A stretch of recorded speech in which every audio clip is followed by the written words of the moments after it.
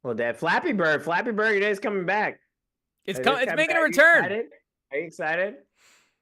I forgot that it had gone away, to be honest. I just thought it was Yeah, like me one of those too. things where it ran its course. I didn't realize that they'd Yeah, taken it I down. never thought about it. But who knows? Maybe it'll be like it'll have its resurgence. It'll be a big moment for it again. But like we said earlier too, we're going to be working out the new live schedule, so we'll still be hanging out on Friday nights, of course, trying to do picks. We'll see what ends up happening. Piercing truth anyways, but with the games coming up, we'll maybe be popping on for the games, maybe a little Saturday, maybe a little Sunday, Monday. Who knows? Like we said, just follow the feed, stay tuned, and we might be up. We might be on. You never know. But make sure you gotta be connected. You gotta lock in because we're gonna be popping off. We're gonna go live. If you're watching the game, we're probably watching it too. So make sure you check our channels to see if we're live because we probably are. So but thanks for listening. Make sure you check out all the links and we'll see y'all who knows when. Maybe this week. Maybe you never know. You gotta tap in. We might be back sooner rather than later. Who knows? But yeah. Later, people.